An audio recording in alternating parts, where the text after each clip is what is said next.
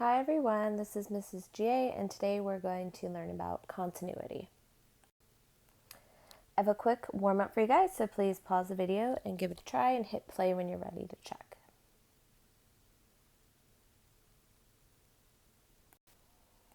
All right, go ahead and check your work here. For parts 1 and 2 here, both these limits do not exist because the left and the right-handed limits are not the same. For part 3 right here, if you simplify this rational expression, you see there's actually a whole at x equals 2, so you can simplify it out and you're just taking the limit of the remaining function, and you could use direct substitution, so it's 4. And for j of x, the left and right-handed limits are not the same, so this limit does not exist. Now for part B, for these two limits, to find the limit as x approaches 2 of the sum of these two functions, we can simply take the sum of the two limits from the left and the right side. So as the limit as x approaches 2 of the sum of these two limits, well, for g of x, the left-handed limit was 1. And for h of x, right here, the limit overall is 4. So you can do 1 plus 4. And then from the right, the limit of g of x was 0. For h of x, it was still 4, so that limit is 4. So these two limits, the left and the right side limits, are not the same, so this limit does not exist. But for part 2, again, I'm going to take the sums of the limits for the left and the right side. So from the left side, f of x is 0 and j of x is 1. And from the right side, f of x is 1 and j of x is 0. So those two limits are the same, so this limit does exist and it is at 1. All right, so today we're going to focus on this new topic, which is called continuity. So if you're thinking about kind of like an informal meaning of continuity, or if a function is continuous, you should be thinking that you can draw the graph without picking up your pencil. So there's no interruptions, the graph is unbroken, there's no jumps, gaps, holes, there's no asymptotes. So again, you can draw the function without picking up your pencil. The formal definition of a continuous function is a function f is continuous at a number a if the limit as x approaches a of f of x equals f of a. So this definition implies that the following three conditions must be true. So all three of these must be true for a function to be considered continuous at a number a. First, f of a must exist. If f of a doesn't exist, then right off the bat you can say that the function is not continuous at a. Additionally, the limit as x approaches a of f of x must also exist. So if the limit does not exist as x approaches a, then the function is not continuous at x equals a. And third, which brings us to that definition, the limit as x approaches a of f of x must equal f of a. So these two things that you found in parts 1 and 2 must be the same for the function to be considered continuous. So there are different ways that a function can be discontinuous, which means that it's not continuous. So let's look at a few different kind of visual representations of this. So let's look at this graph of f of x. I can see that our graph is discontinuous at x equals 7. So if you look at this graph at x equals 7, there is a limit. A limit exists. However, f of 7 does not exist, right? It is not defined as part of our function. So since the function is undefined at x equals 7, our graph is discontinuous at x equals 7. So if there is a hole in our graph at that x value, then it is discontinuous at that x value. Let's look at this next picture. So here you can see that there is a vertical asymptote at x equals 1. So we know that the graph here is discontinuous at x equals 1, again, because f of 1 does not exist. Our function does not exist, which is why we have a vertical asymptote. So when a function does not exist at a point, we're either going to see a hole or an asymptote. Additionally, you can see that this limit doesn't exist either at x equals 1. However, it doesn't matter because we've already stated that the function doesn't exist, so therefore it cannot be continuous at x equals 1. All right, let's look at this next picture. So let's look at what's happening at x equals 0.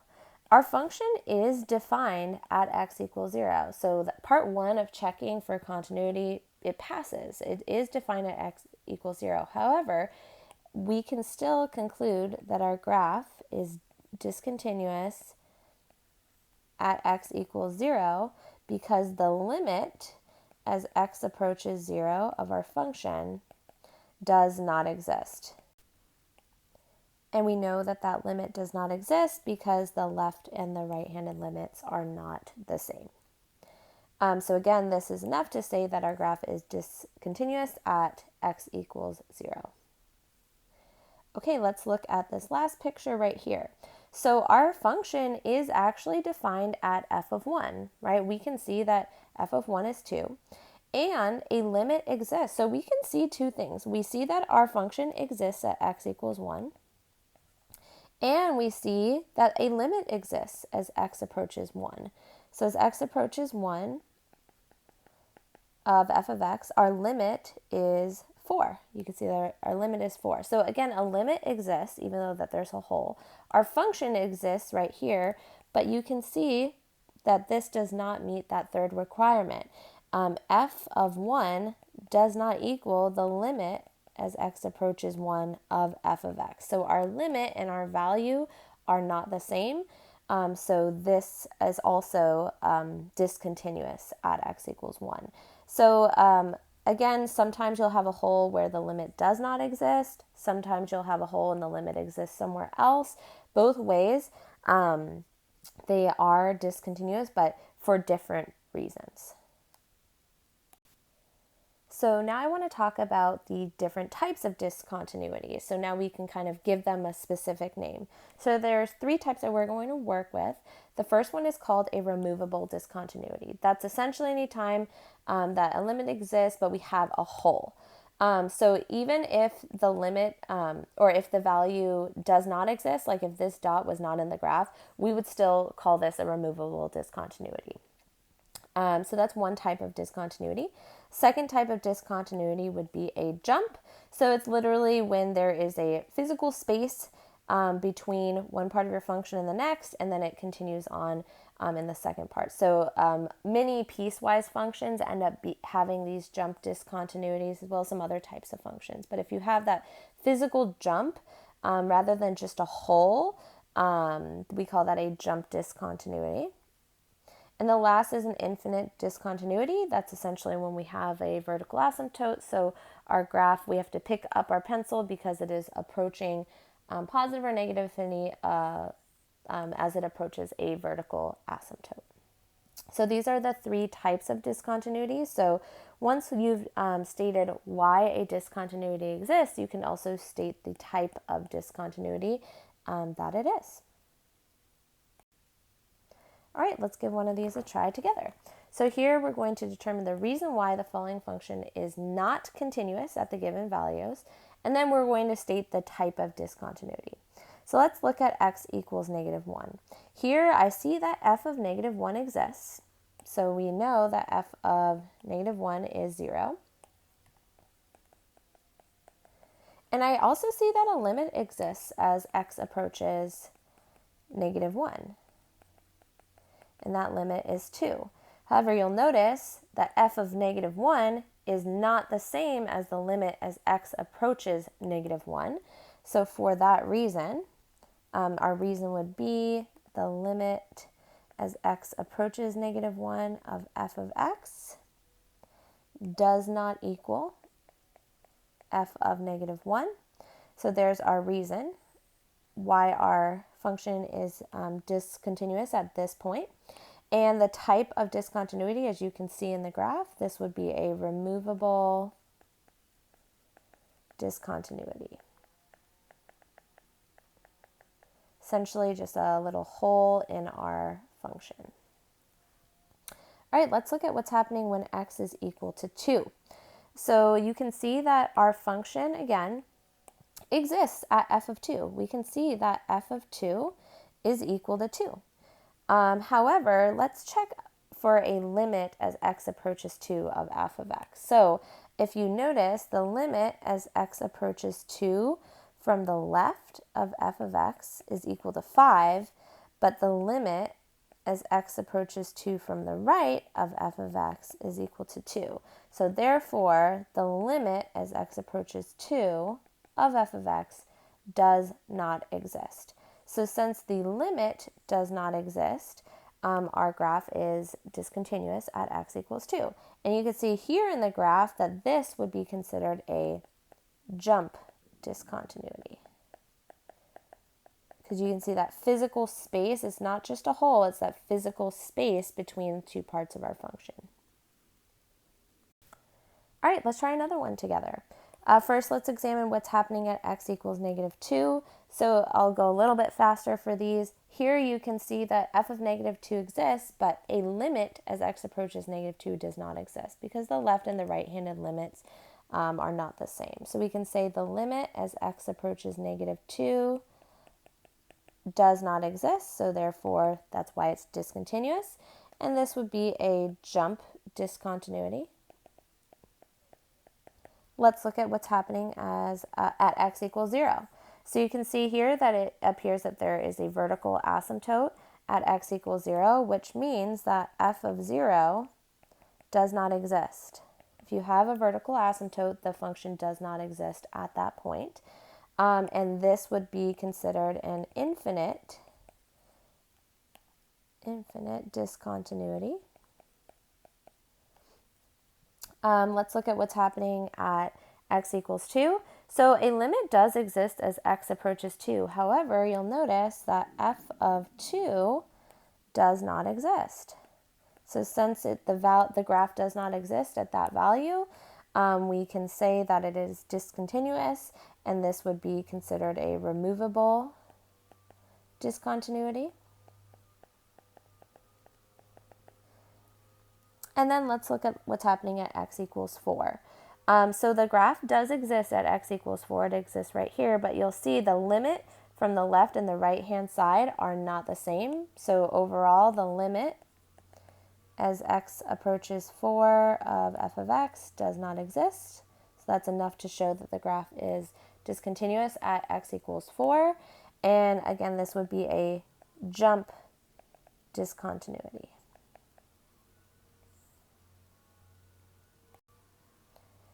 All right, so now we're going to try to find some discontinuities of the following functions. So now here we have the equations of different functions. We're going to state why the discontinuity exists and which type of discontinuity it is. All right, so let's look at part A. G of x equals 3x over x squared minus x. So first, it might be useful to simplify this function. So 3x over x times x minus 1, which simplifies to 3 over x minus 1. So when we canceled out this factor, we are saying that there is a hole at x equals 0. So even though we were able to simplify out this factor, we would still say that g of 0 is undefined. So since g of 0 does not exist, that's enough to show that it's discontinuous at x equals 0. But since we were able to, in essence, remove it, we would call this a removable discontinuity. And hopefully we remember enough about rational functions that this does just create a physical hole in our graph. Now, if you look at what's remaining in our denominator, we can also state that g of 1 would also be undefined. Our g of x cannot equal 1. However, this one actually creates a vertical asymptote.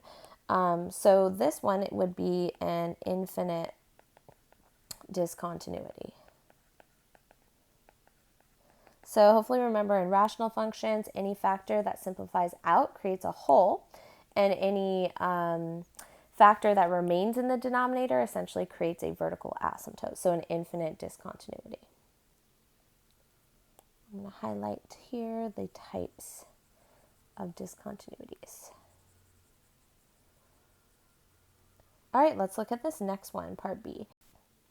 So here we have this piecewise function. Here we have a rational function defined for all values except when x is equal to 1, and here we have a constant function at x equals 1.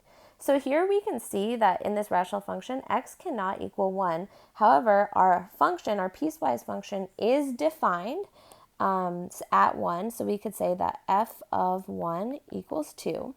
So our function is defined at 1. However, the next step is to determine whether or not a limit exists at 1, because that's really the only place where we might have a discontinuity. So let's find the limit as x approaches 1 of f of x. So in this rational function portion, if you simplify this, so I'm going to simplify it above. If you factor it out, let's zoom in. This becomes x minus 3 times x minus 1 over x minus 1. So essentially, it's just the function x minus 3 with that whole at x equals 1. So if we want to find the limit as x approaches 1 of f of x, we can do direct substitution, and we get 1 minus 3, which is negative 2. So hopefully from here you notice something really important. We notice that the limit as x approaches 1 of f of x does not equal f of 1. So therefore our graph or our function is discontinuous at x equals 1. In terms of the type of discontinuity, we saw here that we were able to simplify out this x minus 1 factor, which creates a physical hole.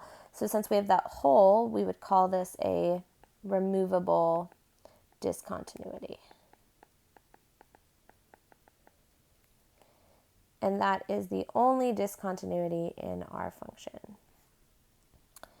All right, here's this last example we're going to do together. So here we have another piecewise function with 3 parts. So typically when we're working with piecewise functions, if the individual functions are all things that would be continuous, such as polynomial functions or exponential functions, we really need to look at the crossover points, so the intervals where it changes from one type of function to another. So we're going to really focus on 2 values, at -1 and at +2. So first, let's check for -1. First, let's make sure our graph is defined at -1. So f of -1 is defined. We'd plug it into that quadratic function. So f of -1 is 2. And then we need to decide if a limit exists as x approaches -1.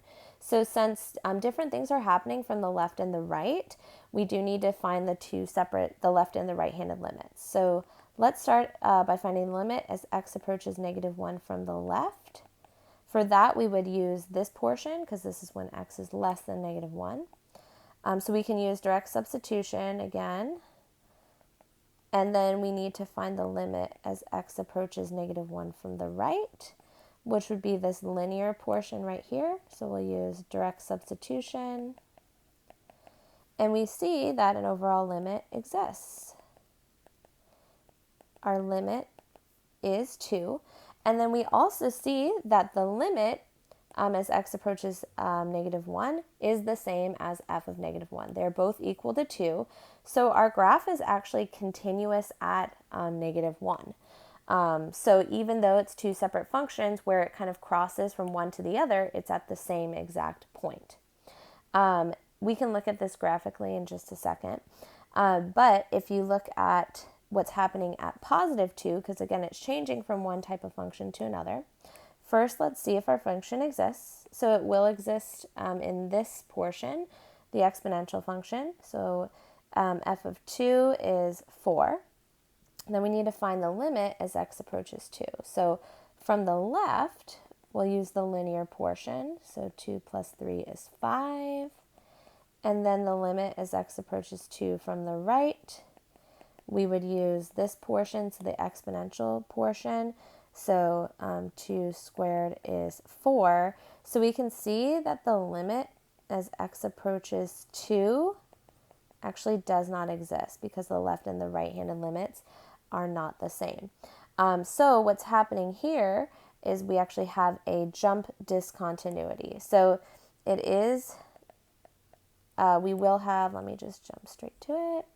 We will say a jump discontinuity at x equals 2. And again, that's because the limit does not exist even though the function is defined. So just a really rough sketch, just what's happening in this piecewise function. We have that quadratic function to the left of -1. So we have a graph that kind of looks like this. Here's -1. And then here we have a linear function from -1 to 2. So it looks like this. And both, remember, this point is the same for both functions. If you plug in -1 to your quadratic and to your linear, I know that it's not defined at the linear, but we would still plug in -1 to see what we get. We get 2 for both. But then once we hit +2, it's going to jump from here at 5 to down here at 4 for our exponential function. So it looks something like this. So again, here you can see that jump discontinuity at x equals 2. Again, we don't have to look at it graphically because we can see that although the function exists at x equals 2, the limit does not exist as x approaches 2.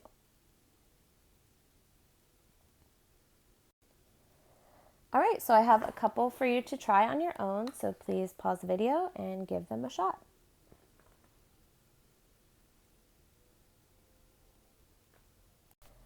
All right, go ahead and check your work. So for part A, f of x exists at x equals 2, and a limit exists as x approaches 2. However, those two things are not the same. F of 2 is 1, and the limit is 3. So for that reason, the reason that they're not the same, we can say that it's discontinuous at x equals 2. And you can see here, since what's happening in the rational function portion is we actually have a hole in our graph, so that's a removable discontinuity. Then for part B, again, our function exists at x equals 0, and we can say that the limit as x approaches 0 of f of x is infinity. We can say that that is the limit, but remember, this limit really doesn't exist. This is just a way to describe why the limit does not exist, because again, a limit or infinity is not an actual value. So since the limit technically does not exist, our graph is discontinuous, and we would call this an infinite discontinuity at x equals 0. All right, so here's a few more definitions and theorems about continuity that we might be using.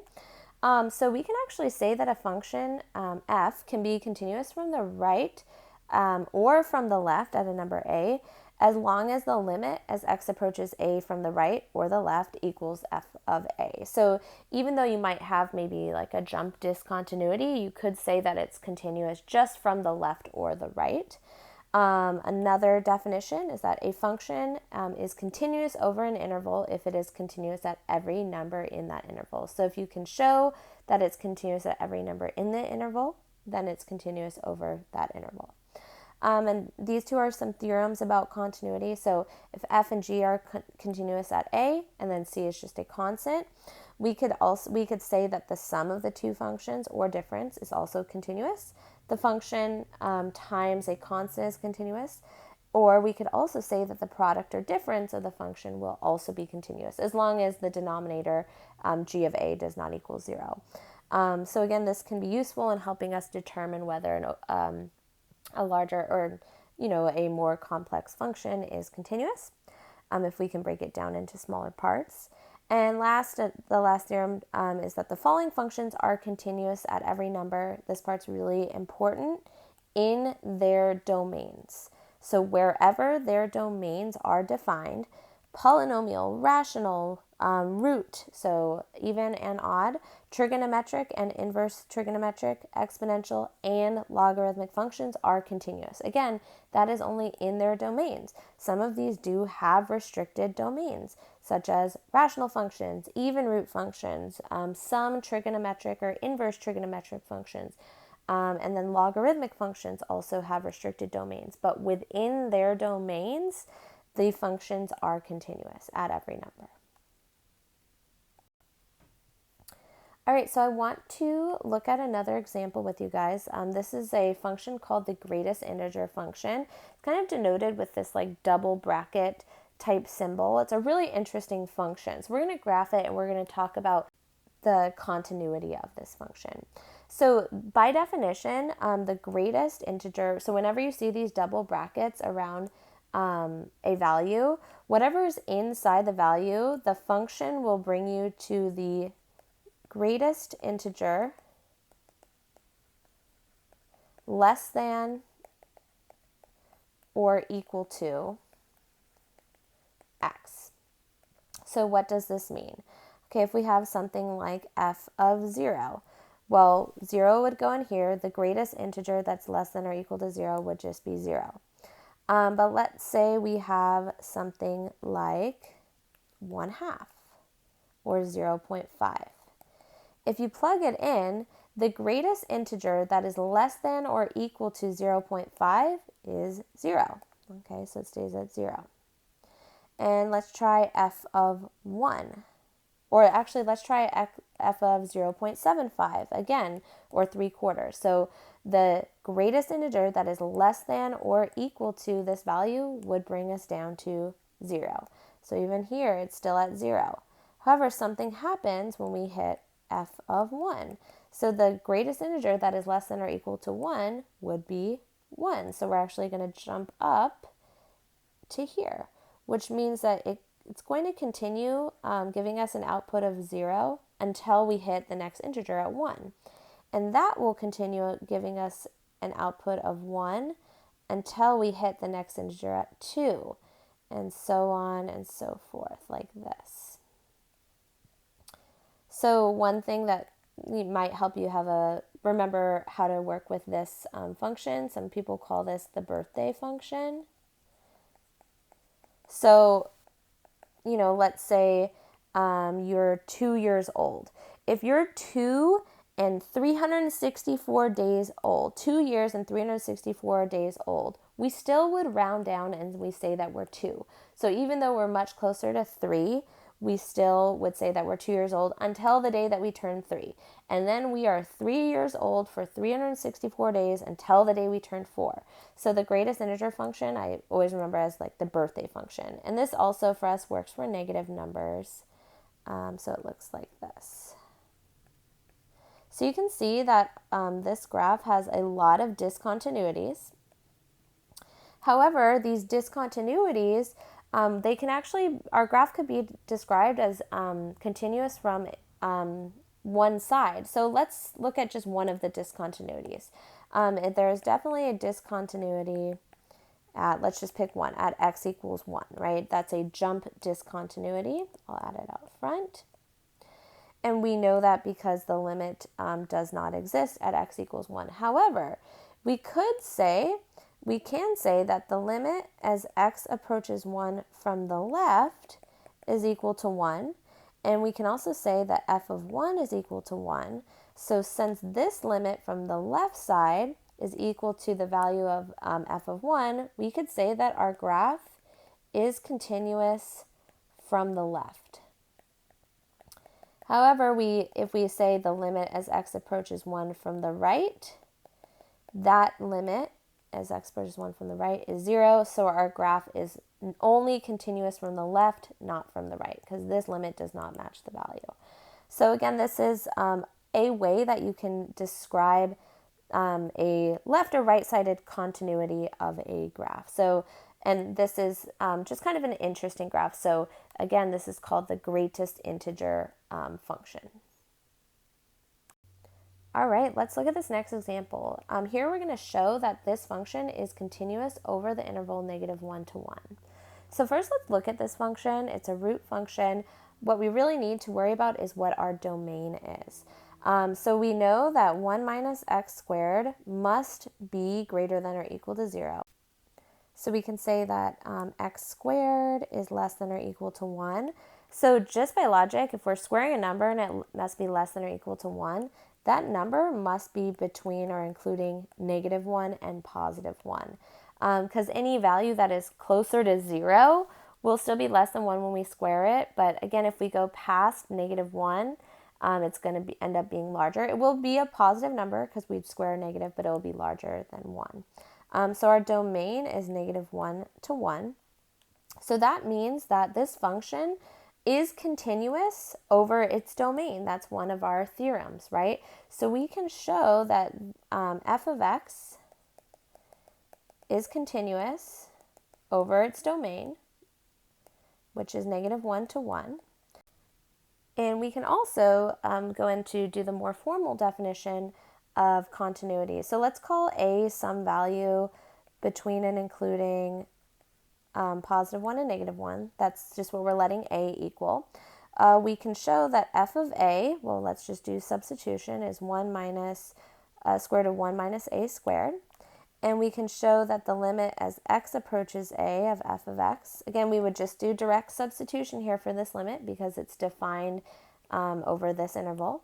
So the limit is also 1 minus a squared.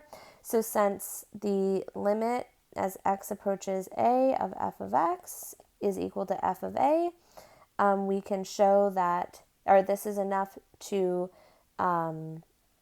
conclude that therefore f of x is continuous over -1 to 1. So that's the more formal definition, but again, we can use that theorem that we stated before, that our function will be continuous wherever the domain is defined for any root function.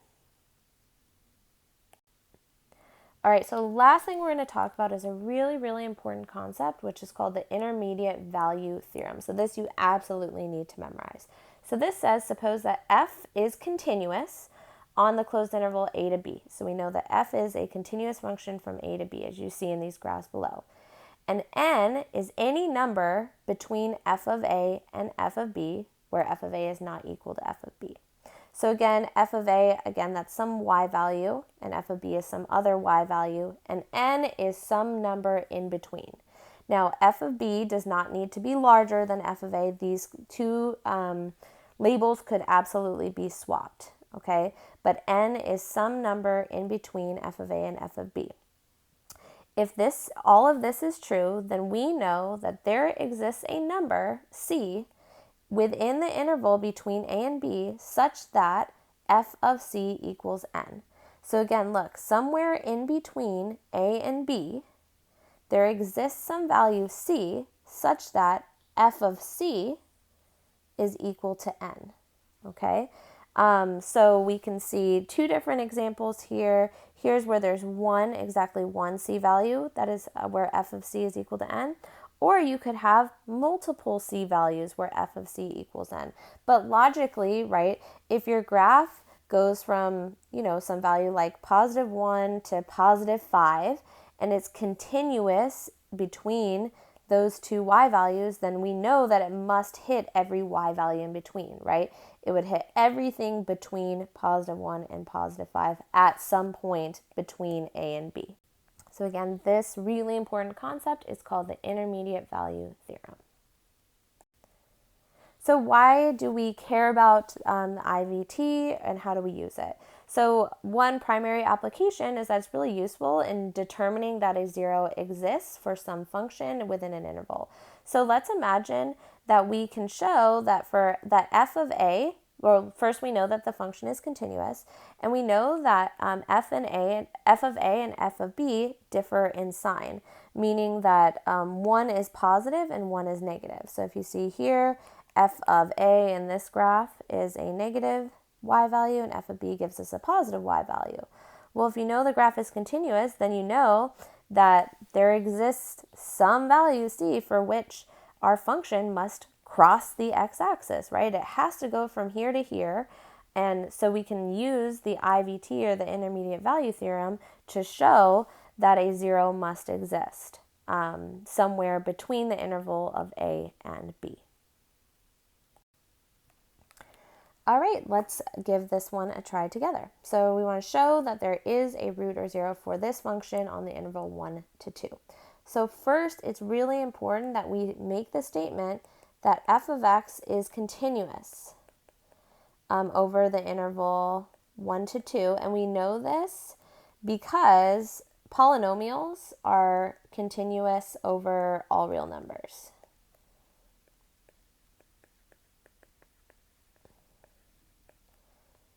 Okay, so it's really important that we make this statement about the continuity of our function. So now let's test to see what f of 1 and f of 2 are. So if you do f of 1, we get 4 minus 6 plus 3 minus 2. So f of 1 is negative 1. And let's find f of 2. So that would give us 32 minus 24 plus 6 minus 2, which is 12. So first we can see that f of 1 is not equal to f of 2, so that's important. And then we could also show that f of 1 is less than 0, which is less than f of 2, right? We can show that one of these values is negative and one of these values is positive. So from that statement, we could say, therefore, there exists a number C such that f of C equals 0 by the IVT. So the intermediate value theorem proves that this is true. So again, you need to show continuity.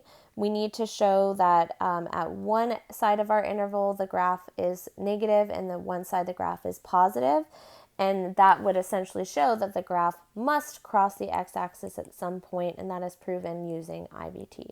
Again, it doesn't need to be that the value on the left is the negative one and the value on the right is the positive one. What's important is that the signs are opposite. All right, we're going to do one last example together. This is kind of more how you might see the IVT applied on an AP exam. So this is more of an AP style question. So this says, let f be a twice differentiable function. So this implies that our graph is continuous. We'll learn more about that later. Such that f of 2 equals 5 and f of 5 equals 2. And then we have this new function. Let h of x equal f of x minus x. Explain why there must be some value r between 2 and 5 such that h of r equals 0. So first we need to talk about continuity. So we can actually show that h of x is continuous because, well, we already know it's stated that f of x is continuous. And we know that this function, x, the function x, is continuous because it's just a linear function and it's over all real numbers. So remember, we're using that theorem. Sorry, it's a little messy. We're using the theorem that the difference of two continuous functions is also a continuous function. So this is continuous, the difference is also continuous. So we've established continuity. So now let's see what happens if we find h of 2 and h of 5. So the upper and the lower boundaries of the interval we're looking for. So h of 2 is going to be f of 2 minus 2. And we know that f of 2 is 5. So 5 minus 2 is 3. And this will be f of 5 minus 5. We were told that f of 5 is 2. And 2 minus 5 is negative 3. So here we have actually established that h of 5 is less than 0 and h of 2 is greater than 0. So therefore, there exists a value c such that f of c equals 0 by IVT. And there you have it. All right, so that is all for today's video. Thank you guys for watching.